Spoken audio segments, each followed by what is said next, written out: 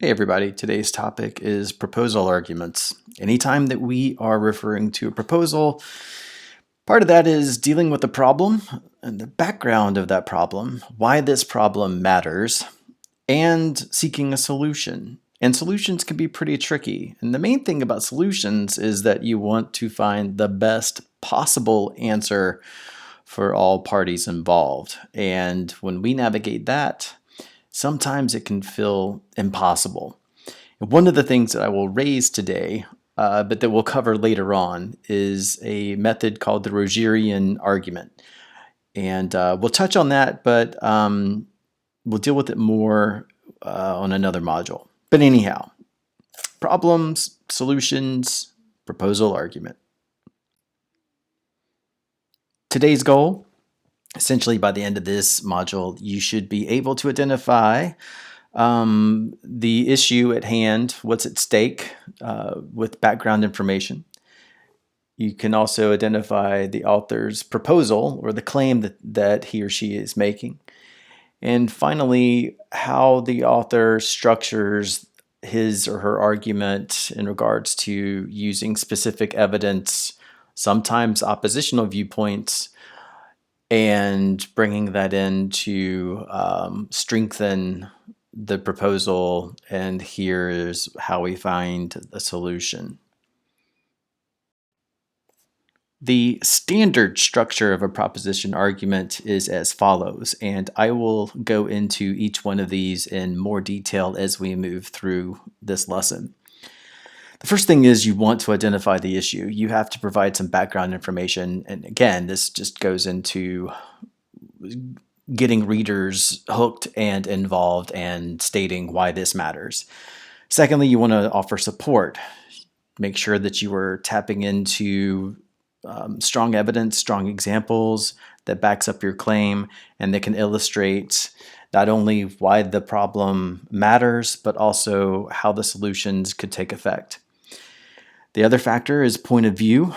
So first person point of view or third person point of view. And we will discuss in a little while the benefits and setbacks to each one of those approaches. You also want to make sure that you evaluate the sources that you use. Make sure that they're reputable, that the data, the factual evidence, if you use any, happens to be credible source. Also want to seek goodwill. This is where the Rogerian method comes in. Again, we'll talk about this more with another module, but essentially you want to ensure that you are not coming across as arrogant, that you are right and the other person's wrong. And finally, organization is the key to making sure everyone can understand how this works. So if you are proposing a solution, you want to make sure that you're covering those bases, that you're mapping it out, that you're being specific. So one of the things I'll ask you along that line is to consider when you look at Trump and his approach to the coronavirus, what do you notice? And we'll talk more about this a little bit later, but what essentially a lot of his propositions are seated in very vague, broad statements versus other people that take the podium, like Dr. Fauci or Dr. Birx. They usually tend to be a lot more specific and honest and forthcoming. I'd also recommend that you go look at Governor Cuomo, his address to the nation and to his state, and you see specific guidelines and a roadmap for how he wants to provide solutions to what New York is facing. Anyhow, that's my example for organization. You want to make sure that it's tight, it's logical, and that you're not going to lose anybody. So, as we move through this in a little bit more depth, step one, you want to make sure that at the beginning of an article or of your composition, you want to identify the controversy that surrounds the issue, and you want to state your position. So you want to provide as much background information to your audience as they are likely to need. And a process of argument and persuasion is this is where you get into your assertions or your proposition. And the propositions can sometimes hold off until you get toward a conclusion of an essay, but for the most part, it's better off if you state this at the beginning. And if you state that right away, then your audience knows where you stand and is better able to evaluate the evidence that you present. But argument and persuasion, proposal arguments in particular, you will have to tackle opposing viewpoints.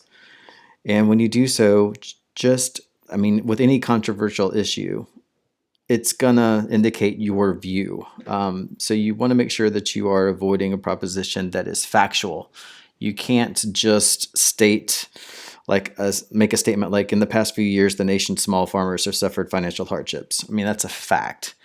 You can illustrate that. Now, that would make great evidence, but this doesn't provide you with any particular claim or thesis. So with your thesis statement, you might want to say something like inefficient management rather than competition from agricultural conglomerates is responsible for the financial plight of the nation's small farmers. That takes a position and also opens it up for an oppositional viewpoint as well. The other thing is that you want to make sure that you are providing a narrowed thesis statement, that is not too broad. So, for example, if you had anything like the welfare system has been abused over the years, that's way too broad of an issue to take on. It's not specifically stating how. You can narrow that down by stating welfare payments should be denied to unmarried mothers under the age of 18. Here, you're providing specific information. Someone can also disagree with you based on this idea of unmarried mothers or based on an age factor. Part of the evidence that you could use to help push that issue forward would show ways in which welfare has been abused, because that's going to show up in your thesis statement anyway. So you want to make sure that if you were to do something like that, that you end up discussing fraudulent bookkeeping, dishonest receipts. You want to keep your evidence limited and specific. You could also provide a call for action. Something to that effect might look like the federal government should support the creation of more daycare centers in low-income neighborhoods. That is specific. It's hitting home a particular issue, and what we see is a proposal that could be carried out. Step 2, offer strong support. There are various ways in which you can do this. First off, you want to make sure that you are relating to your audience's needs, the values that your audience holds, and any type of experience that they have coming into the situation certainly colors the way that they receive any information that you're providing them. If your evidence is unified, if it's adequate, specific, accurate, dramatic, representative, readers will certainly follow along with anything that you are going to provide. It makes your case solid and convincing. You can gather outside sources, stats, facts, examples, expert opinions. You could take those from books, articles, reports, interviews, documentaries. So there are just a number of various ways in which you can find specific, strong support to help move your argument.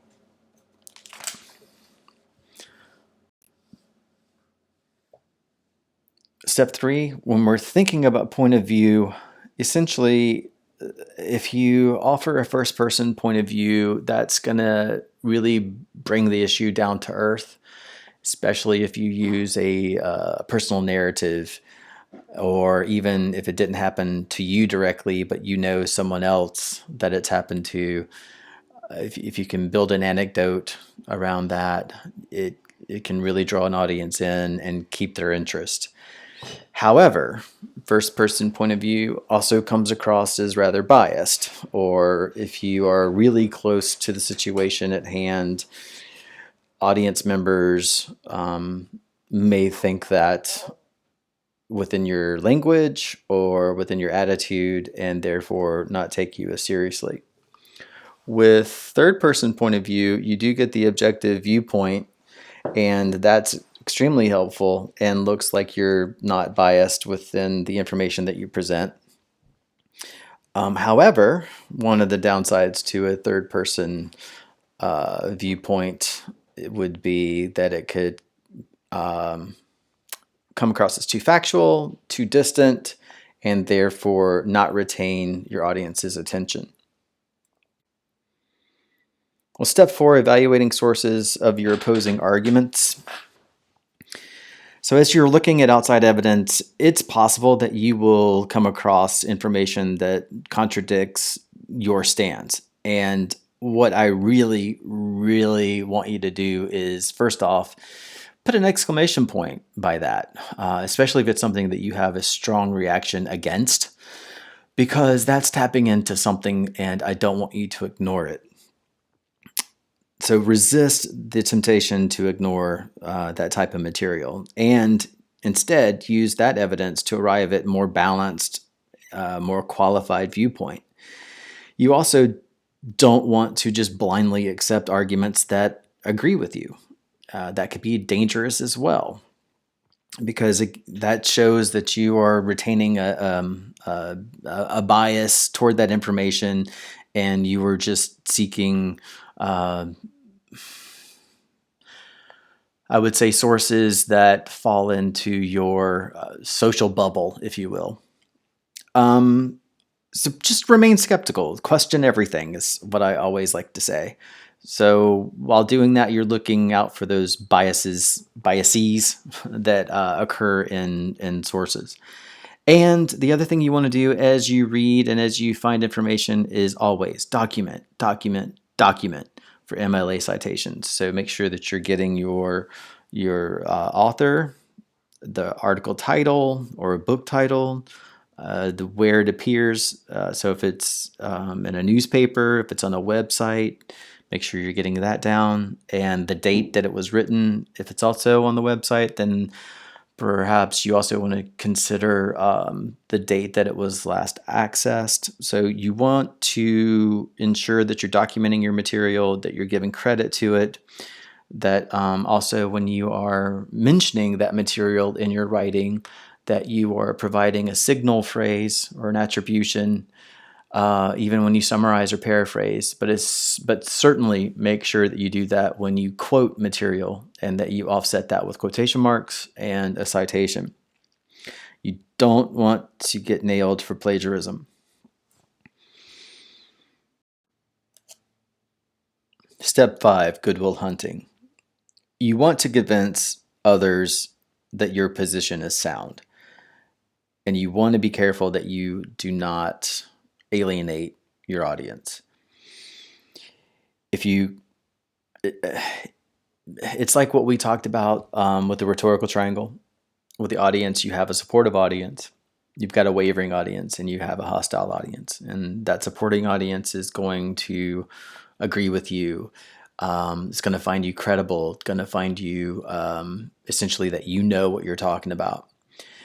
And a wavering audience, as we've talked about this before, those audience members are essentially of that mindset of, I've never thought about this before. This is new information for me. I have to think about that. I have to consider it. So we typically say that they're on the fence, but more often or not, I like to view them as, whenever you present information to somebody that they haven't encountered before, and they're like, whoa, this is a really important issue. Why have I not known about this? Then that starts to move them toward that, okay, tell me more information. Where are you finding this? So they're questioning. And then finally, that hostile audience is that audience that is not going to be receptive to your message. And if they're not going to agree with you, they're going to remain closed-minded. And if you are using like this morally superior language, like anyone can see that, right, et cetera, or if you're overly emotional, you can antagonize your audience and they are just going to shut down. They're not going to listen. So you want to make sure that you're trying to find some form of common ground, points in which all sides can sort of come at this and agree on. And then you can start to say, okay, like for example, we want to ensure that our population remains safe, right? Because who would disagree with that? Now let's talk about ways in which we can keep our population safe. So one way to do that is through self-quarantine. Okay, so if we're talking about self-quarantine, then what are the rules behind that? Well, we have to remain 6 feet from each other. All right. If it's in a public place, we need to limit the number of people that we have in a public place.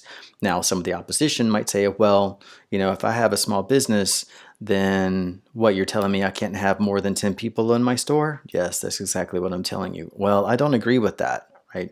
So then you can start to go back and forth on this. This is where you have to keep going back to that common ground that we established. But look, don't you want to keep everyone safe? And we're seeing this sort of play out right now within this coming week in particular, because our economy is really hurting, and this is becoming more of an issue, and yet lives are at stake. So as you see even the COVID-19 start to play out as we move along, keep in mind how these arguments are being shifted, how common ground is being sought out, and hopefully, prayers are that sensible heads will prevail. Step 6, organize the supporting evidence. If you have an argument that's hard to follow, that's illogical for whatever reason, you're not gonna convince anyone. Your proposal will get shot down. So when we're talking about proposals, you want to consider the pattern of development. You want to consider first, you make your claim, you let your audience know where you stand. I would also argue that you want to state the most powerful evidence first. So after you provide the background information and why this matters, then you lead out with, here's why. Here's the strongest possible effect. This is what we face. Then, as you follow a pattern of development, you might also want to think about what structures are in your toolbox. What things can you pull out?